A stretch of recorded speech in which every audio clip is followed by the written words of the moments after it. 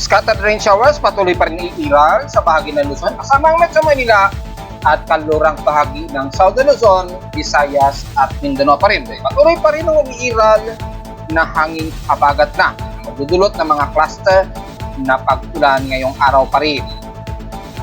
Localized thunderstorms nasa mahigit 100 pa rin at ang bilang ay nasa mahigit 1,500 total strokes na.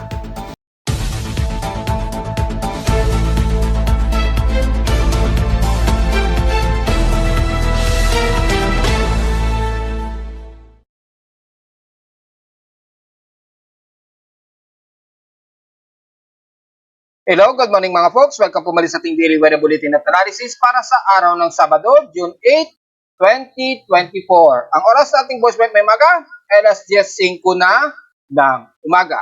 Patuloy pa rin na umiiral ng ating hangin habagat na at nagkakaroon na ng mga clusterized pa rin ng mga pag-ulan, lalo na sa kalurang bahagi ng Lolo Luzon, dito sa parte ng NCR, kasama na ang Calabarzon at timog kalurang bahagi pa rin ng bansa natin. Especially sa west portion sa Visayas at Mindanao. Magpapatuloy yan at patuloy pa rin ang mga localized thunderstorms hanggang sa ito ay kumpletong matapos ang onset ng hot dry season ng kumpleto this coming weekdays. At kung makikita niyo sa ating lightning detection system ay nasa mahigit 150 lightning strikes na po ang naitala within 2 hours po to. At kasalukuyan sa pag-update na sa 98 na lamang dahil nag-update na ang 2-hour period. Sa ating current conditions, overcast gloomy, so medyo mahangin kami sa Caloocan at few clouds ang medyo umiiral dito sa amin sa Caloocan. So expected po yan maghapon muli hanggang linggo. Sa lowest temperature na itala namin ang aming weather station sa Caloocan, kininang 5:03 AM, nakapagtala kami ng lowest of 25.9 degrees Celsius. Kapon, medyo malinsangan o mainit.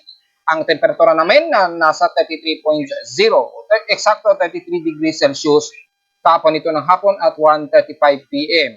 Since wala kaming na pag-ulan, at least mahina lamang. So, mataas ang aming heat index kahapon ng bahagya, pero nasa 44.8 degrees Celsius lamang ito. So, pinakababa pa rin ito at wala sa 45 degrees Celsius kahit papano. May tuturing pa rin mataas. Take note, pumipitik ang ating air quality, didiscuss natin yan, maya-mayang konti, kung bakit ganyan kataas. I-post ko na yan sa Facebook page, so antay-antayin muna kayo. Dito muna tayo sa heat indexes, kung itatabi natin sa heat indexes ng official weather sensors ni Pag-asa. O konti lamang ang matatas na heat index, dahil nga po patuloy pa rin tayo nakakaranas ng monsoon rains. Ang pinakamataas lamang dito na nakapagtala ng 45 degrees Celsius, ang Itbayat Batanes na nasa 45 degrees Celsius at pumangalawa na kaagad na may nasa 44 degrees Celsius. Nga sa Maasin, Southern Leyte na 44 degrees and 43 degrees Celsius na pababa mula sa Etiague, Isabela, which is nasa 43 degrees Celsius at dito sa may bandang Apari, Cagayan. And the rest 42 degrees na lamang and the rest ay mababa na po at mas halos nasa caution lamang ang levels ng mga ito. Samantala sa peak extremes in past 24 hours, nangunguna naman ang Butuan na may 35 degrees Celsius na highest temperature so far. So sa silangang bahagi ito ng Mindanao halos. So mapapansin ninyo halos karamihan ng matatas na ang temperatura nararamdaman lamang sa silangang parte ng bansa. Kasi nga po, papasok na ang habagat season na. At sa Iloilo naman, ang Malay-Balay Bukidnon na may 107 mm na total rainfall. Grabe po ang naging pag-ulan sa kanila. Pero kahapon sa amin sa Caloocan, nakapagtala lamang kami ng 3.3 mm na total rainfall. Kaya sa amin sa Caloocan ay 3.3 mm lamang, pero asahan na mas malalaki ang naging total rainfall sa bandang Quezon City. Nabagit ko na po yan kung bakit.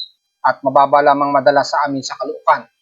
Sa loob ng 7 days, nasa 72.6 mm na po ang total rainfall namin. So, nasa 75.9 mm na po ang total namin for the month of June 2024 na. So, at least pasok na siya for June to date ng 75.9 mm na po for this month. Pero nasa 59 mm pa ang pinaka-year total differences nito. for the month of June lamang yon. So, konting-konti na lamang para masasabi ko na talagang tag-ulan na po. Damay dito sa amin sa Caloocan. Sa outside humidity, nasa 77% po ang ating relative humidity at wala itong nagbago since last hour. Nasa 1,009 hectopascals po ang ating atmospheric pressure and steady ito since last hour.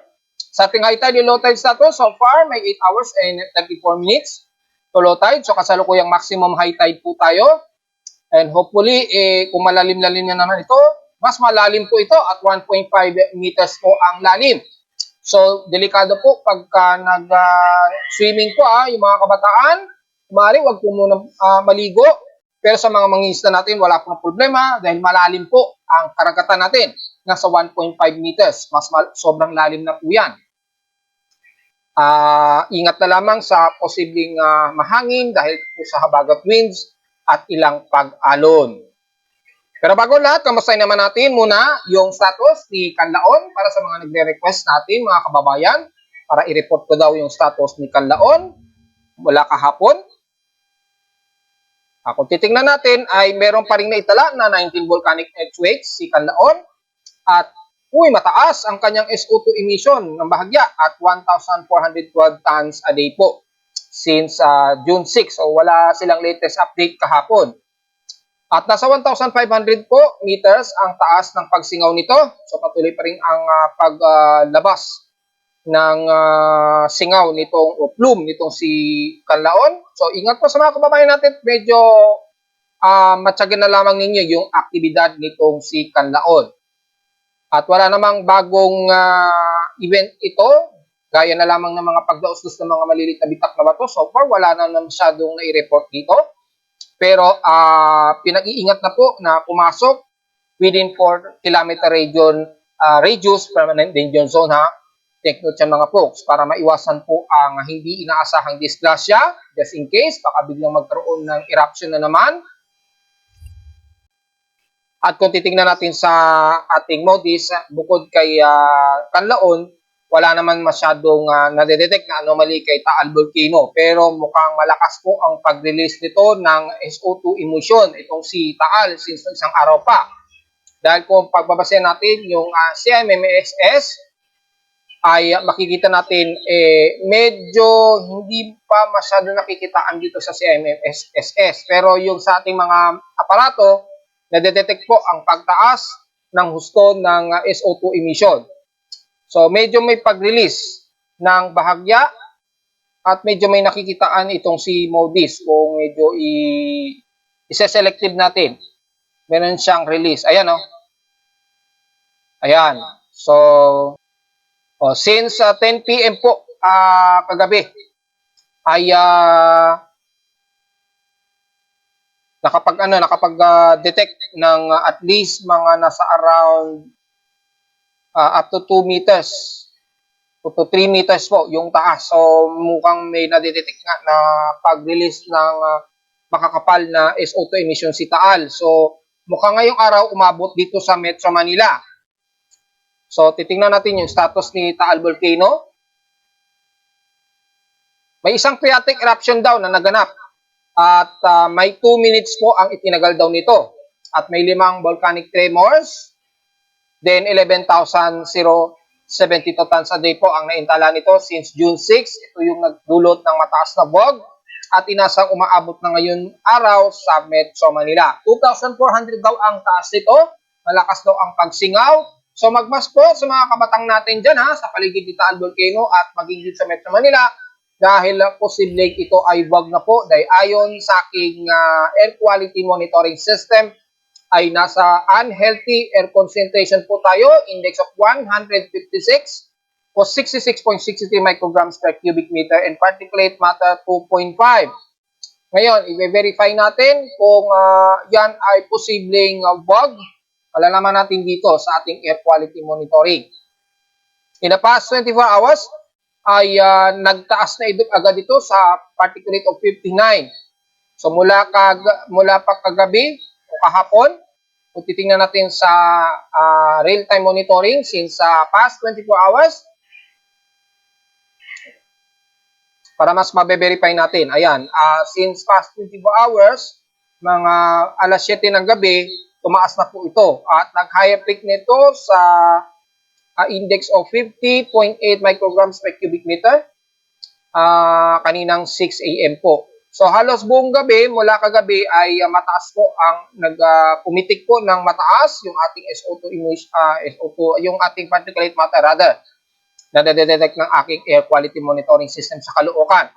So mula kagabi, medyo nadedetect na niya yung mataas na pollutants at hanggang kaninang 6 a.m.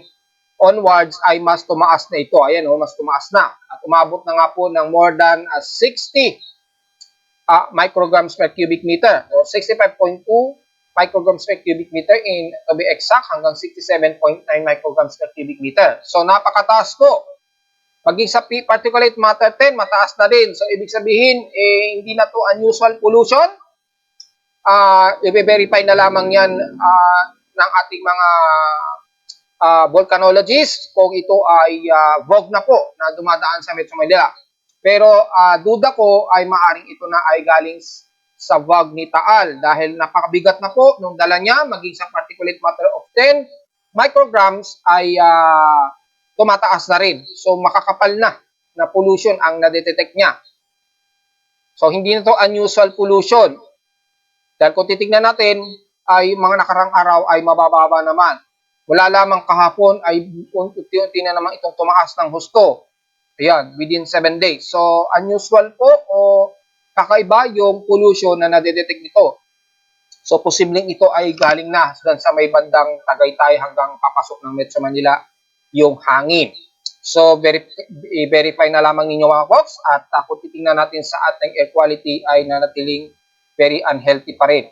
Yan. Kung titingnan naman natin sa World Air Pollution ng CTN, makikita po ay napaka-unhealthy po ang lahat ng sensors na nadedetect. Kung pagbabasin natin mula sa Tagaytay ay napaka-unhealthy din.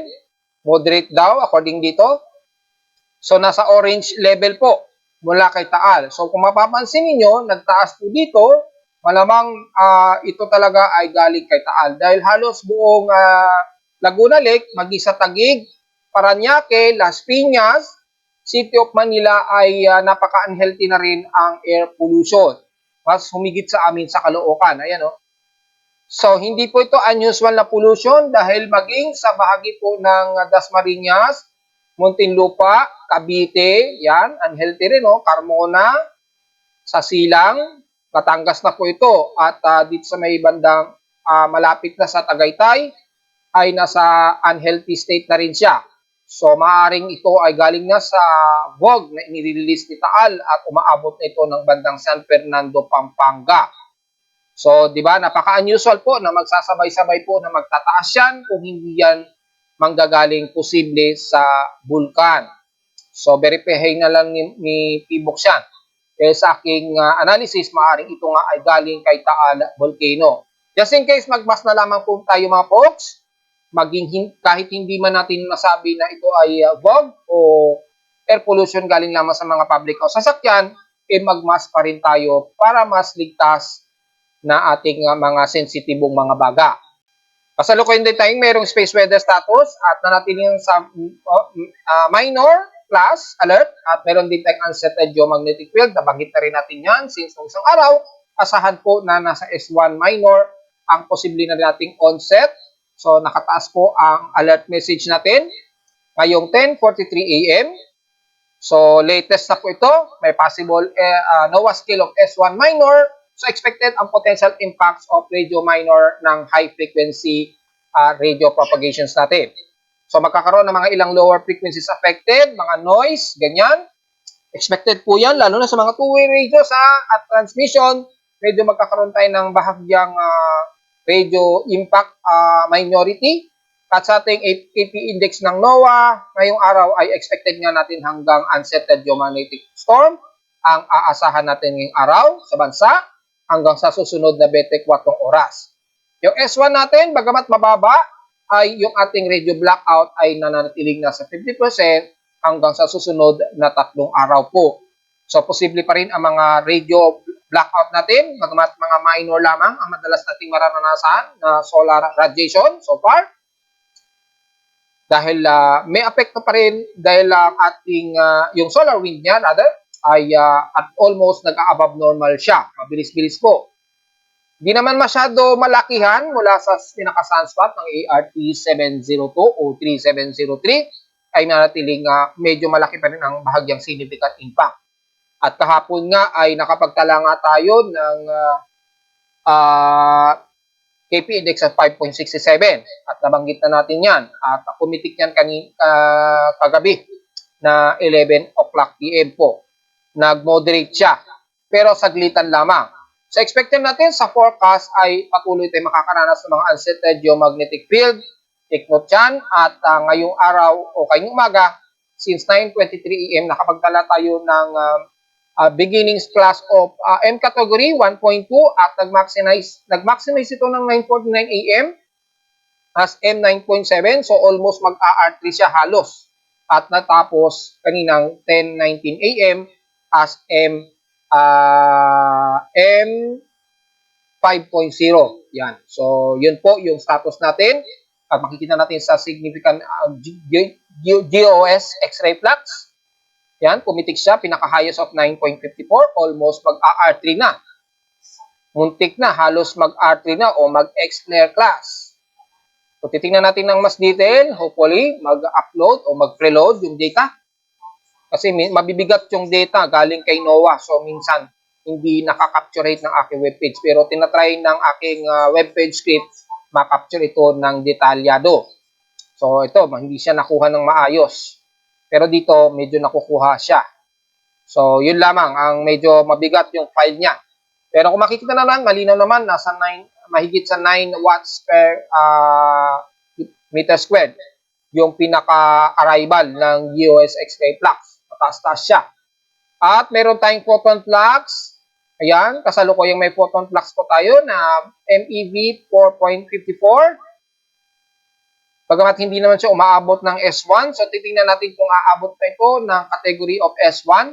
Obserbahan muna natin mga folks, pero meron tayong photon reaction. Pagi sa atin mega electron volts. So kung i-filter natin, ganun din. Maging doon sa 50 to 100 mega electron volt plane, obserbahan natin kung aabot yan ng S1. Sa ngayon, hindi pa masyado. So meron tayong solar radiation. Bagamat very minor pa lamang, tingnan natin kung aabot ito ng moderate. At malaking epekto pa rin sa ating magnetosphere. So expected ang posible pa rin mga northern and southern lights. Natitiling walang reaction sa ating ionospheric EFC range pero expected ang mga minor radio interruption sa sa ating auroral activity. Anytime pwedeng mag-fluctuate yan. Lalo na't meron tayong solar radiation fluxes at ang ating deabsorption ay nasa mataas po at more than 25 MHz po. Apektado ang Southeast Asia kasama ang Pilipinas. So, aasahan natin ang bahagyang interruption sa mga internet connection natin ha. So, sa mga naglo-load dyan ng mga electronic load centers, kapag nagkaroon ng pagluloko ang inyong electronic loading centers, maaaring nagkakaroon ng interruption sa transmission ng mga internet. Mga minor lang naman ito dahil meron tayong mahigit sa 25 MHz deabsorption kasalukuyan na naapektuhan ang Southeast Asia. So expected mababa ang between 20 to 80 meter band natin, high frequency band, at yung ating solar flare probability nasa 65% ayon sa data feed sa ating space weather monitoring system. So, mataas po sa 65.5 auroral latitude natin, lalo na sa sunlight o sunlit sections ng Earth natin, which is nga naapektuhan ngayon ng Southeast Asia kasama ang Pilipinas. So, take note yan mga folks ha. Samantala sa ating almanac, subikat ang haring araw kaninang 5:26 AM at inasan lulubog ito mamayang 6:24 PM. Meron na tayong bahagyang waxing crescent at 3% illuminated na po. Pero hindi pa na masyado makikita yan. Mga madaling araw pa lamang ito masyado makikita o bago maglubog. Pero at least may konting liwanag na ng moon. Sisikat ito. Sisikat pa lamang nito kaninang 7:46 AM. Ayan, kung makikita natin, nasa elevation of 54 degrees na po ito. At lulubog naman ito mamayang 8:19 PM na. Sa ating weather outlook o local weather outlook para ngayong Sabado hanggang bukas na pito ng linggo, patuloy pa rin tayo makakaranas ng monsoon rains at partly cloudy maghapon at localized thunderstorms pa rin. Nakasalukuyan nga po o may epekto at mayroon tayong mga violent thunderstorms. Typically, sabay-bayin ito ng extreme northern Luzon. So ingat po sa mga kababayan natin na pumapalaot ngayong araw.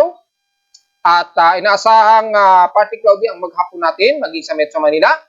100% chance ang ulan natin. Maaaring dyan na naman sa bandang Quezon City. Papasok yan ng Taytay. At sa katimugan naman bandang Cavite, Paranaque o Alabang areas. Yan. Bandang Cavite, lalo na. At dyan sa norte naman ay kalimitan ang bandang Bulacan po.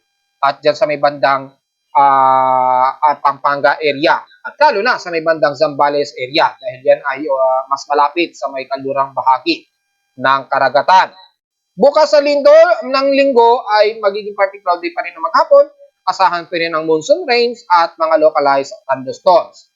77 to 80% ang chance ng pag-ulan natin hanggang bukas sa linggo. So, ang ating highest and lowest temperature expected ay nasa 32 to 34 degrees Celsius. And lowest temperature expected maglalaro sa 27 degrees Celsius. Sa ating short weather term weather forecast, asahan natin ang hanggang this coming weekend hanggang sa i-declare natin ng Lunes ang pagtatapos ng onset ng hot dry season. Patuloy pa rin tayo makakaranas ng mga kalat-kalat na pag-ulan na may pagkidlat at pagkulog hanggang sa susunod na weekend na po yan mga folks. According sa forecast ng ating short term forecast. Diretso agad tayo sa ating ginagamit na satellite imagery. Makikita pa rin ang southwest monsoon clouds na pumapalibot dito sa may kalurang bahagi pa rin ng bansa. Yan, patuloy pa rin tayo makakaranas ng mga bukod sa mga localized thunderstorms, asahan din ang mga kalat-kalat na pag-ulan, typically mga ilang moderate and heavy rain showers sa bahagyang ito ng bandang karagatan ng baybayin ng Pangasinan at Zambales. At dito naman sa may bandang timog kanluran ng Southern Luzon, especially ng Mimaropa area, ay mga clusterized din ang mga kalat-kalat na ulan. At sa extreme na Luzon naman na bahagi ng Batanes Tupok Islands at ilang bahagi ng Apari, yan, bandang Cordillera Region, bandang Cagayan pa rin at bandang Isabela area. So sa heavy rain potential, very cluster po ang heavy rain showers natin. So any areas na extreme na Luzon ay makakaranas tayo ng mga ilang cluster na moderate and heavy rain showers. So, mag-ingat po sa potential na pagbaha pa rin hanggang sa bandang Quezon Province at bandang Southern Luzon. Siyempre, damay na ang parte ng Bicol Region. Yan. At dito sa may Mindoro, all the way, papasok na yan ang bandang Mimaropa hanggang Kalayaan Group of Islands na po yung mga folks. Ingat po sa mga paglayag dahil asahan ang mga clusterized monsoon rains. Kabilang na ang patin ng west portion sa Visayas at Mindanao area, lalo na sa bandang Zamboanga Peninsula na kasalukuy nakakaranas ng moderate and some heavy rain showers. So hindi pa rin natin isa-isahin ang buong bahagi ng extreme Luzon dahil very gloomy pa rin at overcast ang umiiral. So buong bahagi ng extreme Luzon na po yan asahan ang mga kalat-kalat na pag-ulan, Central Luzon, pababa na yan ng Angeles, Pampanga, kasama ang Metro Manila, Calabarzon, buong bahagi ng Camarines Norte, Quezon Province, at ilang bahagi dyan sa babahagi ng mula Naga hanggang Legazpi City at Sorsogon. Partly tumuslikaw din po, so medyo overcast and gloomy din ang iiral sa inyo hanggang Catanduanes. Expected po yun mga folks, pero medyo mas maaraw ang medyo umiiral sa bahagi po ng Camarines Sur hanggang Sorsogon area. Pero the rest ng Southern Luzon, mula Marinduque, ilang parte ng Romblon, Masbate at Burias, magiging overcast and gloomy din tayo dyan. So expected ang mga isolated rain showers na may ilang pagkulog at pagkidlat. Ingat sa potensyal na pagbaha, lalo na ng mga taga Marinduque. At sa Mimaropa naman, ang bahagi po ng Occidental Mindoro, magiging overcast and gloomy din tayo dyan. At expected ang mga isolated light o moderate showers. At ilang mga heavy rain showers, lalo na sa pagitan nito ng Lubang Island. Ingat po. At sa bahagi naman ng Palawan, mula Coron, pababa na yan ng Puerto Princesa, ilang bahagi ng Quezon, Soprono, Española, Brooks Point, and the rest ng Balabac. Isolated din ang mga kalat-katapag ulan at overcast and gloomy rin tayo dyan mga folks. So ingat po at magdala ng pananggalang sa ulan at maging sa bigla ang sikat ng araw. Medyo overcast kasi, pasulpot-sulpot ang pagkalma ng himpapawid, magiging maaraw, then biglang magiging makulimlim at biglang bubuhos ang pag-ulan na naman. So very overcast po tayo. At sa bahagi ng Southern Luzon nga po, papasok na to ng kanluran ng Visayas, magiging maulan po ang parte nito ng Kalibo at ilang parte ng kanlurang bahagi ng Panay Island.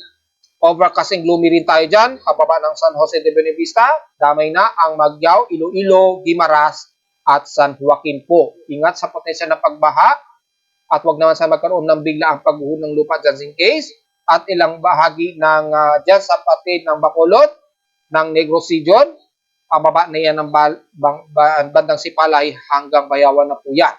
Sa areas ng Canlaon City, sa paligid ng Bulkang Canlaon, ingat pa rin po dahil despite na magiging maaraw, very overcast din ang iira sa inyo dyan. So anytime, lalo na sa hapon, pagkakaroon pa rin kayo ng mga ilang isolated rain showers and localized thunderstorms. Sa ngayon, medyo maaraw-araw sa inyo dyan sa paligid ni Canlaon. So take note na lamang yan mga folks.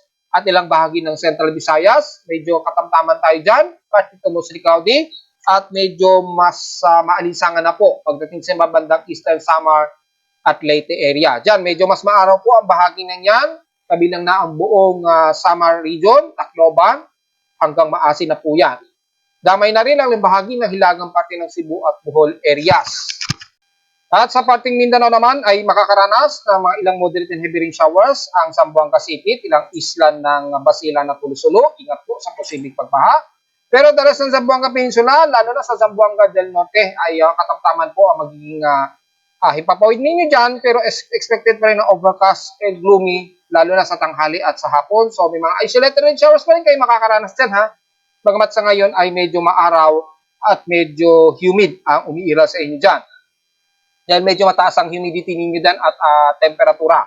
At pagpasok ng bandang Osamis and the rest ng hilagang parte ng Mindanao ay maalinsangan po ang medyo mararanasan ninyo dyan. At buong bahagi ng central ng Mindanao, mapa Surigao del Norte all the way hanggang Surigao del Sur at Campos de la Bali. Damay na ang buong bahagi ng Davao Oriental, Davao del Sur at ilang bahagi ng Sorsogon area. Katamtaman ang lagay ng panahon sa parte ng Sorsogon area, papasok na yan ng Maguindanao, pero pagsapit ng hapon, isolated rain showers daw at may mga ilang pagkidlat at pagkulog ang naka-forecast ninyo dyan. So magdala pa rin naman ng galang, hindi lang sa tindig sikat ng araw ngayong umaga hanggang tanghali, asahan din ang mga posibleng kalat-kalat na pag-ulan sa hapon o sa gabi. So, take note po. Samantala, sa ating Tropical Cyclone Assessment Monitoring, natin sa loob ng 3 hanggang 5 araw, wala tayong namamataan dahil yung ating binamatayan na convergence dito ay na-dissolve siya. Ayan, so wala na po tayong namamataan na anumang possible convergence dahil na-dissolve na po yung ating binabantayan dito na nagkaroon ng anomaly. So sa loob ng 3 to 5 days, wala po tayong asahan na anumang sama ng panahon ha, hanggang this coming weekdays po mga folks. So iiral lamang ang southwest monsoon na magpapaulan sa kanlurang bahagi ng bansa and the rest ng kalupaan ng Pilipinas po. Especially sa Northern Luzon hanggang Southern Luzon at Visayas na po yan mga folks this coming weekdays. So makakaranas na tayo ng mga ilang kalat-kalat na pag-ulan pero wala tayong aasahan na anumang pamumuo ng tropical disturbance. Wala tayong masyadong napapansin din sa ating global spectrum model pero may ilang shallow circulation na nakikitaan tayo dito sa ating 925 hectopascals wind and speed directions. So anytime pwedeng may mga circulation tayo na mamatan o mga shallow trough. Yan nga po sa intertropical convergence zone line na ating binabantayan dito sa silangan ng bansa sa labas ng PAR. So anytime moment, bigla na lang magkakaroon ng panibagong convergence yan na atin namang i-update anumang oras. Wala rin tayong napapansin sa mean sea level pressure, so wala tayong magiging komento so far. Sa pag-alon naman ay kalmado rin at walang nakatas na gale warning sa buong bansa. So wala rin tayong magiging komento dyan sa ngayon mga folks. Wala rin tayong magiging komento sa ngayon sa ating West Pacific Basin. Bagamat mayroong namamataan na unti-unting nagkakaroon ng anomaly o shallow anomaly o bumababang atmospheric pressure din sa may bandang pagitan ng southwest ng ating bansa o bandang Vietnam area. So maaring maging low pressure yan kung tumaas ng husto yung kanyang anomaly. Sa ngayon, mababa pa lamang at 10 to 20%. So wala pa tayong masasabi kung ito ay maging isang shallow na low pressure area sa ngayon, pero maaaring itaas yan ni pag-asa anumang oras. Depende sa magiging sitwasyon niyan sa loob ng 24 oras, then maaaring ma-dissolve din kaagad yan. Depende sa movement o galaw ng southwest monsoon winds ha. So the rest, wala pa naman tayong namamataan at wala tayong expected na mabubuong tropical disturbance this coming weekdays mga folks. Habagat lamang ang medyo mapapansin natin dito pagpasok nga po ng habagat season na starting Monday this week mga folks. Kamasahin natin yung level ni Angat Dam, mukhang nakarecover ng bahagya itong si Angat Dam ha. Then mula kahapon sa 178.02 ay nadagdagan ito ng konti at 178.18 meters po. So bahagya itong tumaas.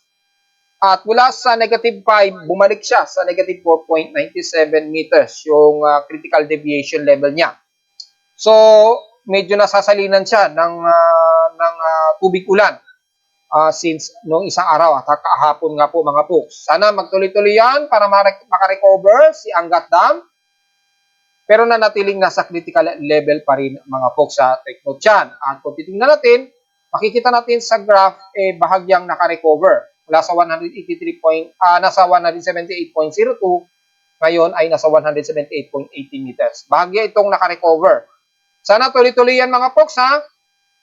Pero hindi pa rin natin maiiwasan ang patuloy na nasa critical level pa rin itong si Angat Dam. Sana tuloy-tuloy yan na makarecover.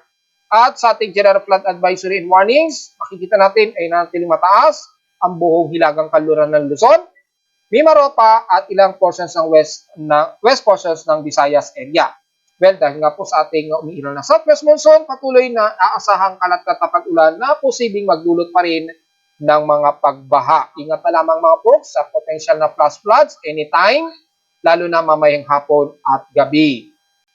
Sa ulit lindol naman ay so far since 12 a.m., wala naman tayong namamataan pa rin na magnitude 4.0 pataas, pero may mga ilang mahihinang paglindol na agad. So mukhang mananatiling nasa 4 ang ating magnitude 4.0 pataas, yung data feed mula kay PBOX. Pero kung kukonfirmahin natin gamit ang ating historical earthquakes at malaman na rin natin yung ilang total earthquakes natin for the month of June 2024.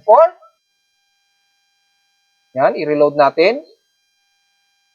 Ayun, wala nga nadagdagan, nanatiling nasa 4 ang ating magnitude 4.0 pataas. At nasa total of 299 earthquakes na po tayo nitong ilang araw pa lamang sa unang linggo ng June 2024. 295 dito, magnitude 2.0 pataas. Mukhang mas mataas ang volume ng mga magnitude 2.0 pataas ha. At nanatiling 4 ang ating magnitude 4.0 pataas. Wala pa naman tayong naitala na magnitude 5 pataas. So wala tayong masyadong magiging alalahanin. Maging listo na lamang dahil yanigin nga ang bahagi nga po ito ng Mindanao o silangang bahagi ng Mindanao, lalo na ng mga taga-Surigao del Sur at Davao Region. Ganon din sa parte ng southeast portions ng Eastern Visayas, medyo yanigin din po yan mga po. So mas bantayin pa rin natin kahit na wala naman tayong malalakas na mga pagyanig ang naitala ngayong unang linggo ng June 2024. So take note yan mga folks. At narito naman ating 3D weather forecast para sa araw ng Sabado, June 8, 2024.